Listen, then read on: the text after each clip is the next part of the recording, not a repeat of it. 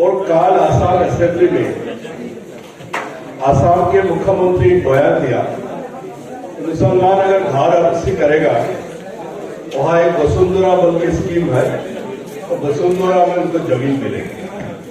जो मुख्यमंत्री संविधान के नाम में शपथ लेते हैं, और अगर वही मुख्यमंत्री जो संविधान के नाम में शपथ लेते हैं और ऐसा बात बोलते हैं हमारे संविधान की सुरक्षा हो, तो हमारा देश पहले नफरत था, ऑर्गेनाइज था, लेकिन सरकार डायरेक्टली नफरत में जुड़े नहीं थे। पहले कुछ एमपी, कुछ एमएलए, कुछ मिनिस्टर, ये लोग नफरतबाजी करते था, नफरत भाषण देते थे। लेकिन अभी टाइम ऐसा आ गया जब चुने हुए मुख्यमंत्री भी ऐसा बयान देते हैं। मैं ज्यादा टाइम नहीं बोलेंगे।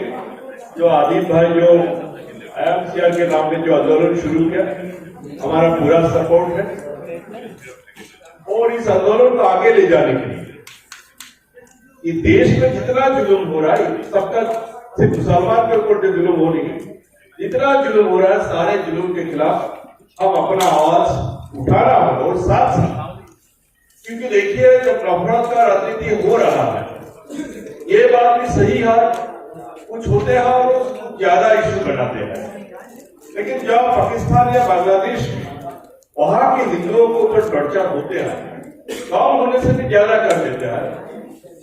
IMCR जैसे फराम, अगर वो टॉर्चर, ये फराम से हम अपना बात उठाएंगे, हम जो माइनॉरिटी राइट्स लेकर हम जो एक्टिविटी करते हैं, अगर हम भी ये आवाज उठाएंगे, मुझे लगता है जो अभी राइट एक्टिविटी ज्यादा होंगे, थोड़ा होने से भी ये टूटेगा।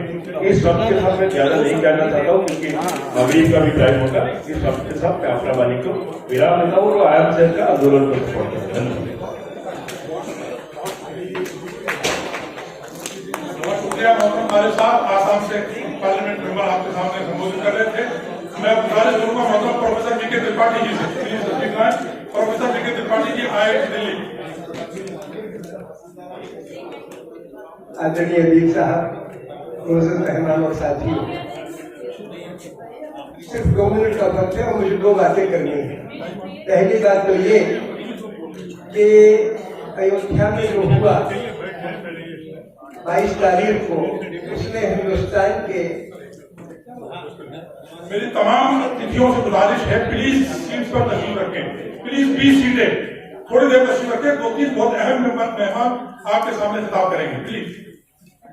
पहली बात तो ये अयोध्या ने हमारे सामने एक बहुत गंभीर चुनौती खड़ी कर दी, और वो चुनौती ये है कि हमारे धार्मिक इदारों पर जो हिस्टोरिकली चले आ रहे थे जमींदारों के कब्जे, सामंतों के कब्जे, वो फिर काबिज हो गए।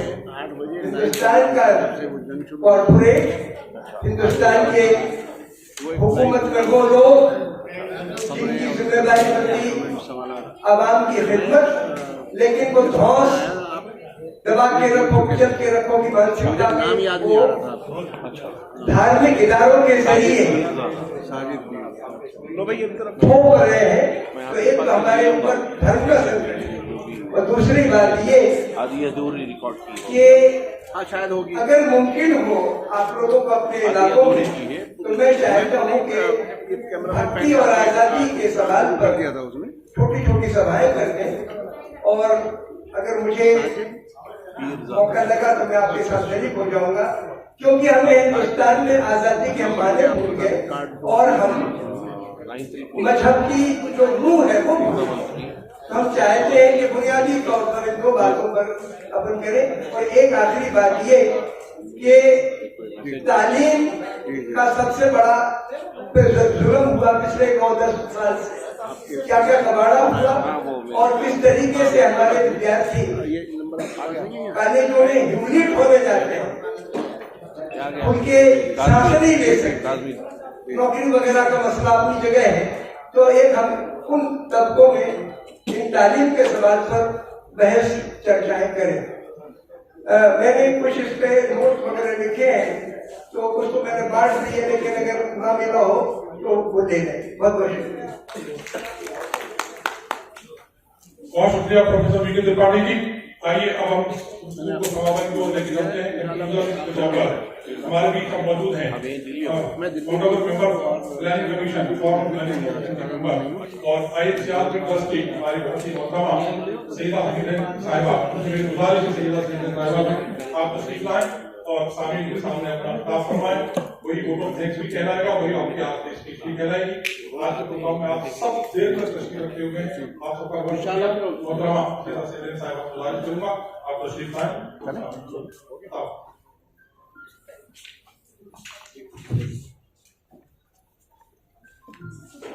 First of all, I want to address Ajit Sahab, who has been a path breaker in bringing this organization into existence, Indian Muslims for Civil Rights. I'm also very grateful. मैं आप सबकी शुक्रिया अदा करती हूँ that you have had the patience to sit through, and I'm definitely not going to take much of your time. I only wish there were more women in the audience. I could count 5 women in an audience of almost 120 people. और ये एक हमारी बहुत बड़ी कमजोरी है, अजीत भाई. And I would expect everyone to just listen to me 5 minutes quietly. I think I deserve that for having sat through and listened to every word that was spoken here. You know everything. आपको कोई मुझे किसी चीज को बावर कराने की जरूरत नहीं है. आप हर चीज से अच्छी तरह वाकिफ हैं और हमारे जितने स्पीकर्स थे उन्होंने हर बात को आपके सामने बहुत स्पष्ट तरीके से रख दिया है.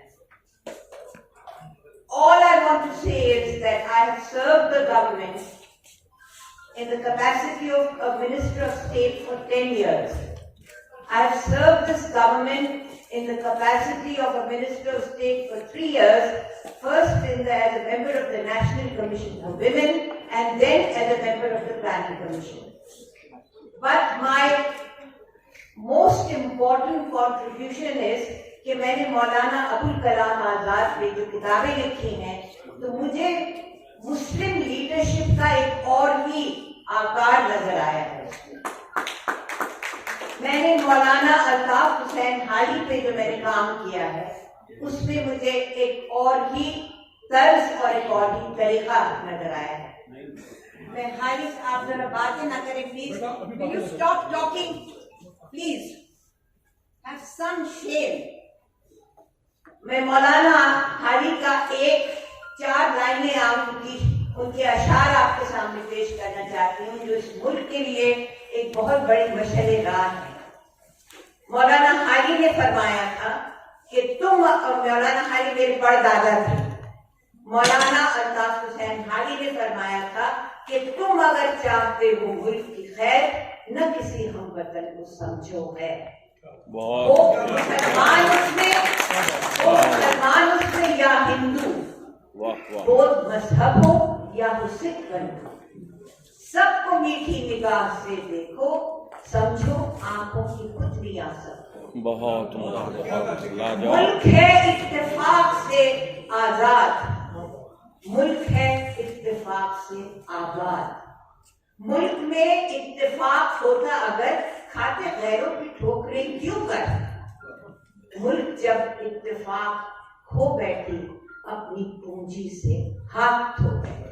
वाह वाह सुभान अल्लाह. मौलाना अल्ताफ हुसैन हाली ने मुसद्दस हाली लिखी है, जिसका मैंने अंग्रेजी में मंजूम तर्जुमा किया है, और उससे it's a very very important book that all religions should read, but certainly all Muslims should read and understand and imbibe it. मैं और कुछ ज्यादा बात नहीं कहना चाहती. मैं सिर्फ इस कॉन्टेक्स्ट में एक मिनट के लिए रुक जाएं. मैं सिर्फ इस कॉन्टेक्स्ट में करना चाहती हूँ कि अब न तो मैं मिनिस्टर ऑफ स्टेट हूँ, न मैं प्लानिंग कमीशन की मेंबर हूँ, न मैं वुमेन्स कमीशन की मेंबर हूँ. मैं सिर्फ एक सिविल सोसाइटी की मेंबर हूँ. और मैं आपको सिर्फ ये बात कहना चाहती हूँ कि इस वक्त हमको प्रैक्टिकली सोचना चाहिए कि हम कैसे लोगों को वोटिंग बूथ तक लाएं और कैसे उन लोगों को ये इम्प्रेस करें कि जो वोट डाले वो ऐसा वोट डालें जो इस जमात, इस आरएसएस, बीजेपी, इस आइडियोलॉजी के, इस फैशिज्म के खिलाफ हो।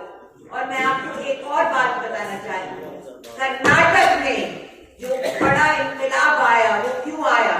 उसके बड़ी वजह थी इदलू कर्नाटका। इदलू कर्नाटका एक ऐसी सिविल सोसाइटी की तंजीम थी जिसने कर्नाटक का नक्शा बदल दिया, और उसी पैटर्न पे तेलंगाना में जो हुआ वो आपके सामने है। इस वक्त जो जहां, क्योंकि ये इंडियन मुस्लिम जो सिविल राइट्स है और मेरे नजदीक मुसलमान, हिंदू, मैंने तो कभी किसी में तफरीक ही नहीं की, सिख, जैन, मुसलमान, हिंदू, मगर इस वक्त हम मुसलमानों को उन कंस्टिट्यूएंसीज पे कॉन्सेंट्रेट करना चाहिए, उस पोलिंग स्टेशन पे जहां हमारा कैंडिडेट को जीत का एक, जिसमें हमारा कैंडिडेट को विनिंग पॉसिबिलिटी हो, उसमें हमें concentrate. We have to be very practical. We can not talk about all kind of ideologies. वो सब बातें हो गई, फारूक साहब ने कह दिया, डी राजा ने कह दिया, अदीप भाई ने कह दिया, बहुत से लोगों ने वो बातें बहुत विस्तार से कर दी। Now we have to be very practical when we, because EVM and VVPAT में कुछ बदलने वाला नहीं है, और हर बात को कल हमारे ऑनरेबल प्राइम मिनिस्टर, आज उन्होंने डॉक्टर मनमोहन सिंह की प्रशंसा की, और कल यानी येस्टरडे उन्होंने डॉक्टर मनमोहन सिंह की बात को उलट पुलट के और उनको उन्हीं अल्फाज में उनकी बुराई की। तो ये हमारे चल रहा है। इधर एक राहुल गांधी है जो अपनी राह पे गामजन है, इस वक्त वो उड़ीसा पहुंच गए हैं, उड़ीसा से आगे, वेस्ट बंगाल से उड़ीसा आ गए हैं, आगे जा रहे हैं, गामजन है, और लोग उन पे लानतों की बौछार कर रहे हैं। But one man is on his way. So all I want to say to you is, my dear young and my own, मैं तो बुजुर्ग हूँ, आप सब मेरे नजदीक नौजवान हैं, मैं और अदीप भाई एक ही कैटेगरी में हैं, तो मैं आपसे सिर्फ ये कहना चाहती हूँ कि vote and vote with your conscience and ensure that everyone around you votes sensibly and votes this government out. This is the most crucial election since independence, since 1947. This is the most crucial election, and if they win this election, then our destiny is doomed. So I want you to be very conscious of that. I want you to be very aware of that. And if that is the message you take from this meeting, which has been called by Adib Bhai and Azam Sahab, who've been so actively involved, I think this meeting will be written down in the annals of history. Thank you very much. हो गया है, और मैं सिर्फ शुक्रिया कहकर के अपनी बात को खत्म करना चाहूंगा, लेकिन 2 मिनट जरूर कुछ बात कहूंगा। मैं शजर हूं, मुझसे हिजरत नहीं होने वाली, ये पॉलिटिकल पार्टीज के लीडरों के लिए है। हम शजर हैं, हमसे हिजरत नहीं होने वाली, तुम परिंदे हो, तुम पार्टी छोड़ के जा सकते हो।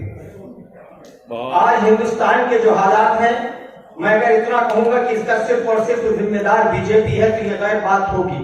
हमारी वो नाम निहाद की सेकुलर पार्टियां भी इसकी जिम्मेदार हैं। हम खुद जिम्मेदार हैं।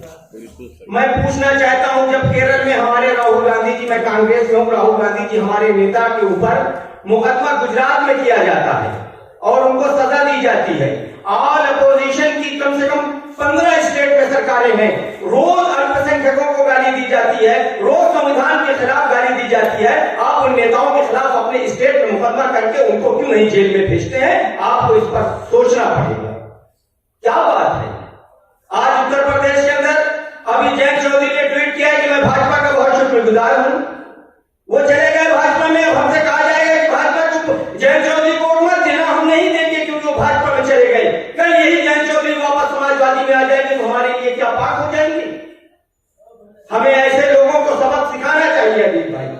हम चाहते हैं कि आप उठे और बिहार में नीतीश कुमार जी को जाए और जाकर के वहां आम हिंदू मुसलमान सबसे कहें कि किसको वोट दोगे, मत किसको चाहे उसको वोट दो, लेकिन सिर्फ और सिर्फ नीतीश की पार्टी के एक भी मेंबर ऑफ पार्लियामेंट को इस बार जिता करके आप पार्लियामेंट में भेजो, ताकि उनको एहसास हो जाए कि हम अगर ऐसे फैसले लेंगे तो हमारे खिलाफ जनता खड़ी है। बिल्कुल सही, बिल्कुल। राजभर है अभी तक समाजवादी पार्टी के साथ उत्तर प्रदेश में इलेक्शन लड़ रहे थे, आम मुसलमान राजभर की बड़ी तारीफ की, भाई उनको वोट दो, वो तो पार्ट हो गए। जिस तरीके से बीजेपी में कोई चला जाए तो बिल्कुल पार्ट साहब, उसी तरीके से बीजेपी का कोई नेता निकल करके अपोजिशन और नाम यहाँ के सोशल पार्टी में आ जाए तो बिल्कुल पार्ट साहब। अरे भाई ऐसे चेहरों को पहचानो, ये अपनी जाति मुफाद के साथ उन पार्टियों में जाते हैं, राजभर समाजवादी छोड़ करके फिर बीजेपी में चले गए, और कल हो सकता है फिर वापस आ जाए समाजवादी में, तो फिर हम मुसलमानों से कहा जाएगा कि तुम उनको वोट दो। ये सेकुलर है, ये सेकुलर के नाम पर एक धंधा और एक अपनी एक एजेंसियां चला रखी है।